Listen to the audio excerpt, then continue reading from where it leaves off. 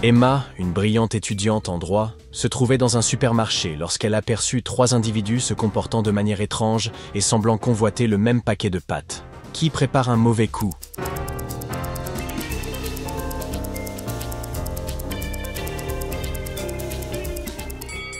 En y regardant de plus près, Emma remarque un vieil homme au dos courbé qui dissimule les pâtes sous son manteau.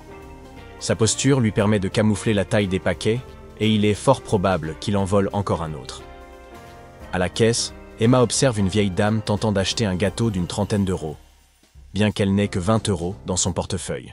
Le caissier refuse la transaction, mais la dame insiste, affirmant qu'elle repartira tout de même avec son gâteau. Mais comment?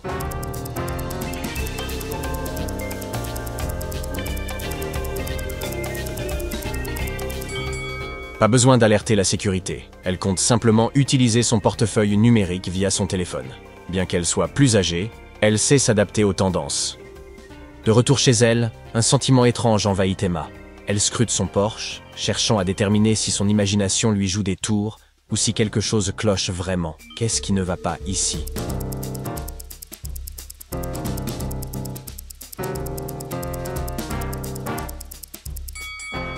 Regardez bien, la terre du pot de fleurs semble retourner. Quelqu'un l'a fouillé pour récupérer ses clés de secours, mais il a dû être interrompu pendant sa recherche. Emma se précipite dans sa chambre pour se calmer, mais en y entrant, elle réalise que la fenêtre est ouverte. Elle en est maintenant certaine. Quelqu'un est entré. Saurez-vous découvrir ce qui a été dérobé?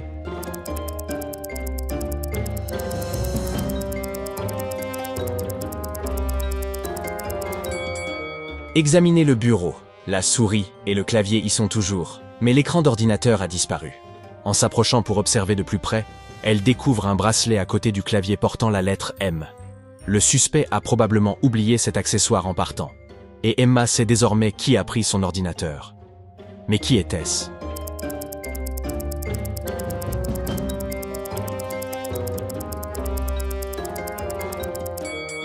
Emma possède un bracelet identique sur lequel figure la lettre E. C'est celui qu'elle partage avec son petit ami. Il ne s'agissait donc pas d'un vol. Il a probablement juste emprunté son ordinateur. Ouf. Emma se rend chez son petit ami, qui propose de rendre les choses plus ludiques en organisant une chasse au trésor. La mission d'Emma, retrouver son écran. Les instructions sont simples. Faire 2 pas vers la droite, marcher tout droit jusqu'à atteindre le mur, puis faire 2 pas en arrière. Pouvez-vous deviner l'emplacement de l'écran d'Emma grâce au plan de la pièce?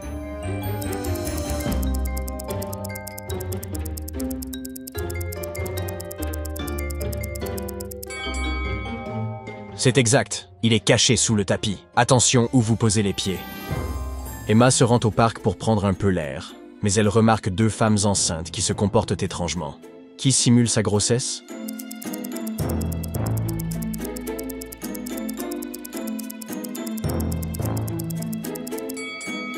Cette femme laisse dépasser un tissu sous sa blouse.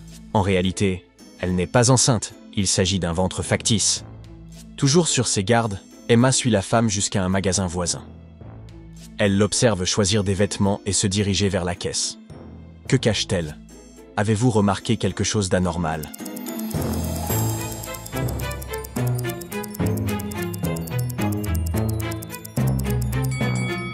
Regardez ce panneau. Elle se trouve dans la file prioritaire. Il semble qu'elle y ait simulé sa grossesse uniquement pour passer devant tout le monde.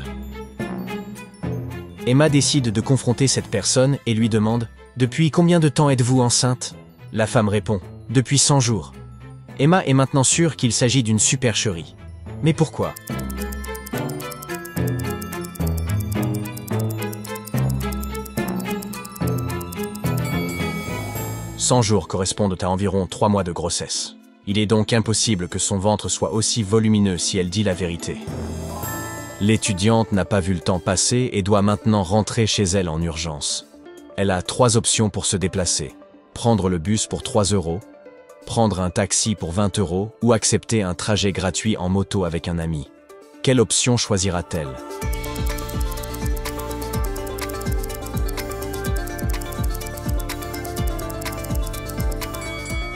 Le trajet en moto semble alléchant puisqu'il est si gratuit, mais voici le problème. Le pneu est crevé. Elle ne pourrait donc pas arriver à temps. Le bus est également abordable, mais il lui faudra probablement des heures pour rentrer. Finalement, elle choisit de prendre un taxi. Emma doit étudier pour un examen de droit. En ouvrant son cahier, elle constate que son professeur lui a laissé 3 énigmes. Si elle réussit à toutes les résoudre, elle obtiendra des points supplémentaires. Pouvez-vous l'aider? Voici la première. Je défends l'ordre, pas le conflit. Mais bravez-moi et vous serez puni. Que suis-je?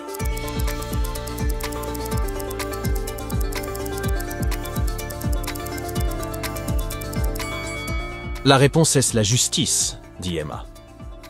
L'énigme suivante. Je décide si quelqu'un est innocent ou coupable, mais je ne suis pas juge. Qui suis-je?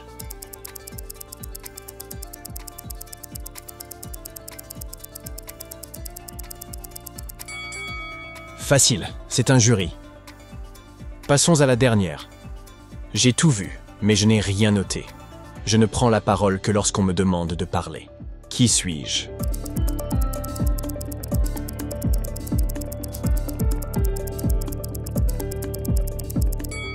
Et la réponse est un témoin. Bien joué. À l'université, le professeur d'Emma lui annonce qu'elle devra participer à un procès fictif, afin d'évaluer ses compétences en tant que future avocate. Voici le scénario. Par une journée enneigée, un homme a été renversé par une voiture, et le conducteur soutient que ce n'était pas de sa faute. Un témoin affirme que le feu piéton était vert. Le conducteur soutient qu'il respectait la limite de vitesse. Et la victime déclare qu'elle se trouvait sur le passage piéton. Maintenant, examinez la scène et répondez. Qui ment?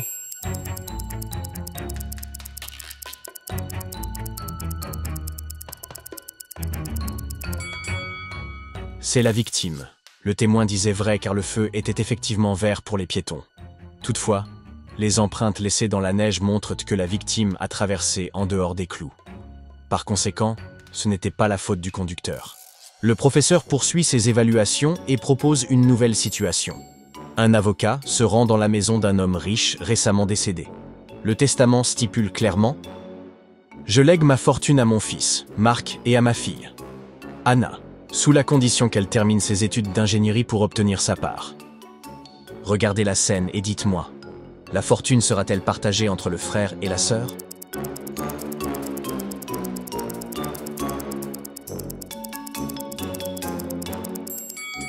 Hélas, non. Remarquez la photo au mur. Anna porte un uniforme de médecin, ce qui suggère qu'elle a décroché son diplôme en médecine et non en ingénierie.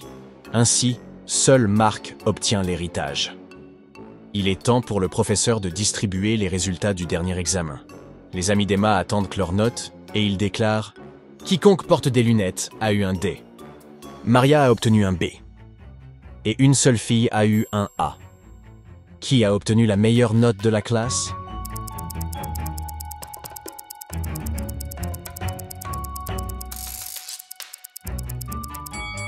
Étant donné que les élèves portant des lunettes ont eu un D, nous pouvons éliminer la première et la quatrième fille. La deuxième porte un collier avec l'initiale M. Il s'agit donc de Maria, qui a eu un B. En conséquence, la troisième fille a dû obtenir un A. Le soir, Emma décide d'expérimenter quelque chose d'inédit et accompagne son petit ami à un dîner dans le noir.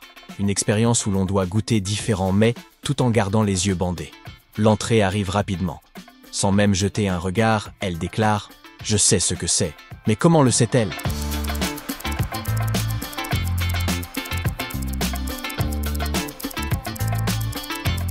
C'est simple, elle l'a identifié à l'odeur, et c'est du roquefort. Ainsi, même avec le couvercle sur l'assiette, elle a pu percevoir son arôme distinctif.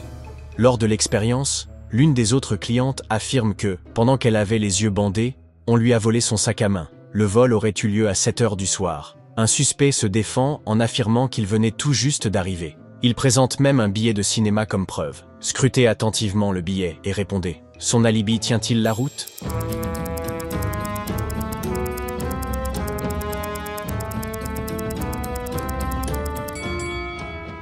Non, car détenir un billet ne prouve pas qu'il a effectivement vu le film.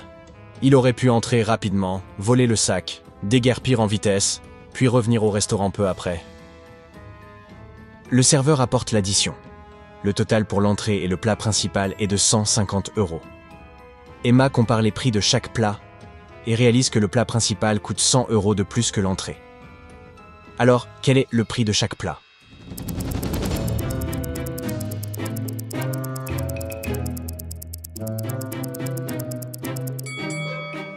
L'entrée est facturée 25 €, tandis que le plat principal s'élève à 125 €.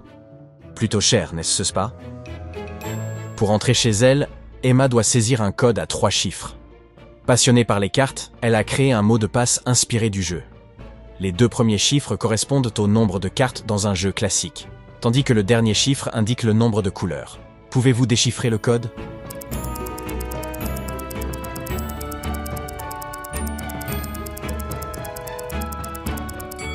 Un jeu de cartes traditionnel comporte 52 cartes et 4 couleurs. Le mot de passe d'Emma est donc le suivant: 5, 2, 4.